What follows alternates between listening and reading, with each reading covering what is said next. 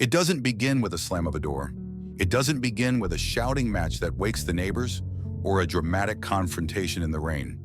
For the silent mind, the end of a relationship, whether it's a lifelong friendship, a complex family bond, or a deep romantic connection, begins much quieter. It begins in the marrow of your bones. It begins with a feeling in your chest that you try to ignore for months, maybe even years. A heaviness, a persistent, dull ache that wasn't there before. You notice it when their name pops up on your phone screen. In a healthy connection, that name should trigger a spark of joy, or at least a sense of ease. But for you, it triggers a micro-dose of dread. Your stomach tightens. Your shoulders rise just a fraction of an inch toward your ears. Just for a second. And then you push it down. You tell yourself you're just tired. You tell yourself they are going through a hard time. You make excuses for the energy shift because the alternative, admitting that this person is systematically draining the life out of you, is too painful to confront. So you keep giving. You give your energy, your time, your emotional bandwidth, and your most precious resource, your heart. You give to people who have shown you repeatedly that they only know how to take. They take your listening ear for hours, but have no time for your 5 minutes of need. They take your forgiveness as permission to repeat the behavior. They take your silence as agreement, not exhaustion. You are subsidizing their bad behavior with your own mental health. And then one day something shifts. It's not necessarily a massive betrayal. It might be something small, a canceled plan with a flimsy, transparent excuse, a sarcastic comment disguised as a joke that lands just a bit too sharply. Another one-sided conversation where you feel like a pro bono therapist instead of a friend. In that moment, the noise inside you just stops. The gears that have been grinding away, trying to make sense of their behavior, trying to find the good in them, trying to justify staying, they just grind to a halt. You are done arguing. You are done explaining your basic needs as if they are complex mathematical equations. You don't want an apology anymore. You just want to be gone. Why do we wait so long? If you look back at the relationship you eventually cut off, you'll likely see red flags that were waving years ago. Why didn't you leave then? People who eventually make the silent choice are rarely impulsive. In fact, they are the marathon runners of emotional endurance. They are the ones who stayed way past the expiration date. They are the champions of the 10th chance. In psychology, this deep-seated need to stay and fix things is often linked to our earliest attachment styles.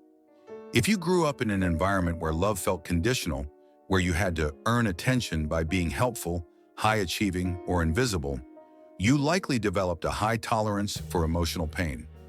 You learned that conflict is your fault to fix. You became a fixer.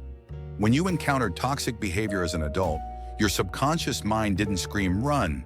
It whispered, "This feels familiar. If I just love them harder than their trauma, they will heal." You became addicted to their potential rather than their reality.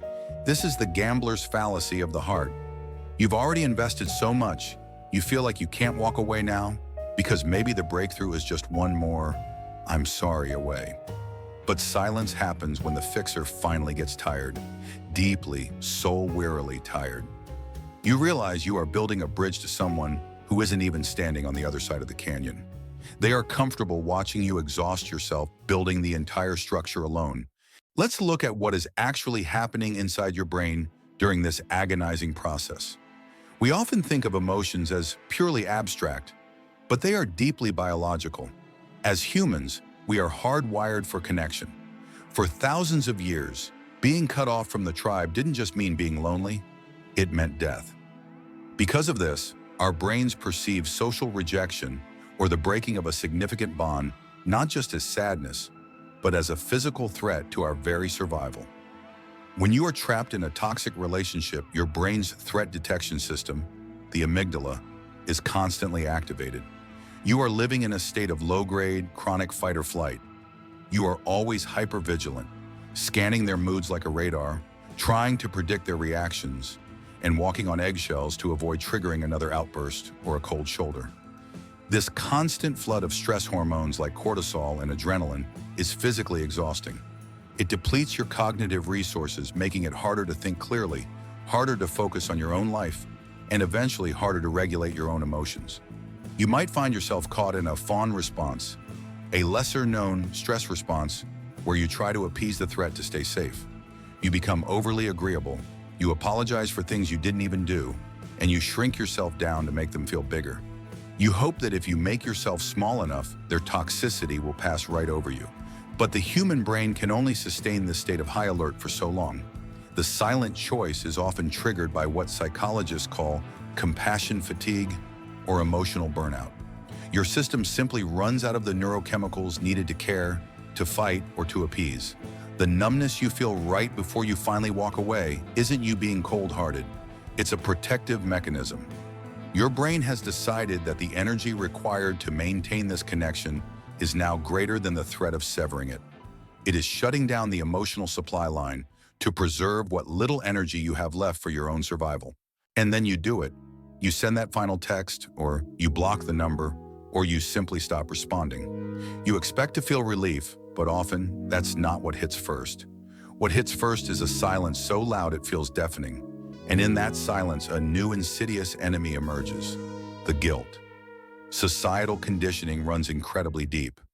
We are taught from childhood that family is forever, that forgiveness is divine, and that being the bigger person means absorbing bad behavior without complaint.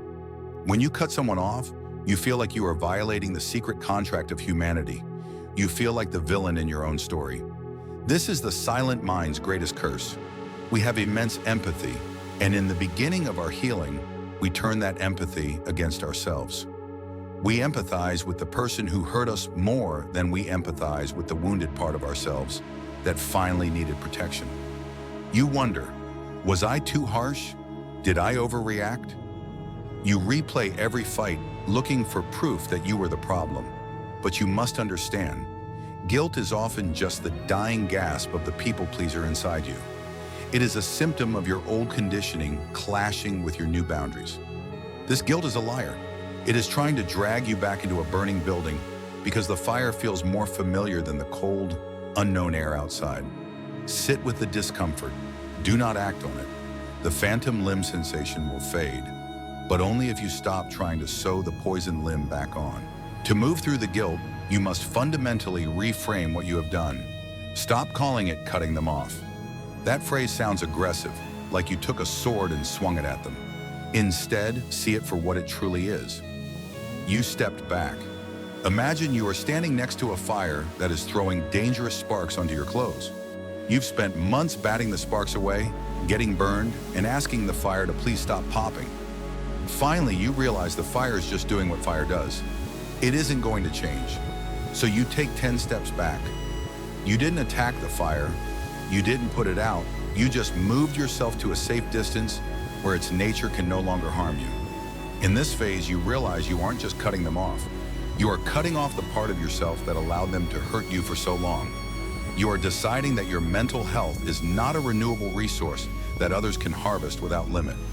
Your peace is not a luxury you get only after everyone else is happy. It is a fundamental requirement for your existence. The silence you are experiencing now isn't the silence of loneliness. It is the peace of solitude. It is the fertile ground where you can finally plant seeds for your own life, instead of constantly tending to someone else's overgrown weeds. Cutting someone off rarely happens in a vacuum. There are practical consequences that will test your resolve. First, there are the flying monkeys, the mutual friends or family members recruited by the toxic person to plead their case. They will tell you how upset the other person is, or that you are tearing the family apart. You must stand firm. You do not owe these people an explanation. A simple, calm boundary is enough. I need space from this person. I hope you can respect that. If they cannot, you may need to distance yourself from them too. The infection of toxicity often spreads further than the original wound. Then there are the hover attempts. The person you cut off may try to suck you back in with a charming text or a manufactured crisis. Recognize these for what they are: tests. They are testing the fence to see if it's still electrified. Every time you respond, even to argue, you are giving them exactly what they want: access. Silence is a complete sentence. It is the only language certain people understand, because it is the only one that offers them nothing to feed on. Your silence is an active, powerful shield. Healing is not a linear process. It's messy. You will have days where you feel empowered and days where you feel overwhelmed with grief for the relationship that could have been. You aren't just grieving the person, you are grieving the hope you carried for them. And that's okay. As you heal, something beautiful happens. Your tolerance for nonsense in other areas of your life drops to zero. You recognize red flags in seconds, not years. This isn't you becoming bitter, it's you becoming wise. You will slowly start to attract a different caliber of people. People who respect your silence because they understand their own. People whose presence feels like a battery charger, not a drain. You will realize that healthy love, whether platonic or romantic, doesn't feel like a constant roller coaster of anxiety and relief. It feels calm. It feels safe. It might even feel boring at first because your nervous system is so used to the chaos. But that boredom is actually the sound of your soul finally resting. Thank you for being part of Silent Minds and for sitting with us through this deep dive. This is a heavy topic, and if you've made it this far, it means you are likely protecting something very precious, your peace. We want this channel to be a safe harbor for those who feel too intensely and think too deeply. If you have ever had to make the silent choice to walk away, share your story in the comments. How did you know it was time? Your words might be the exact validation someone else needs to hear today to know they aren't the villain. You are not alone in your silence. We see you. Take care of your peace above all else. Until next time.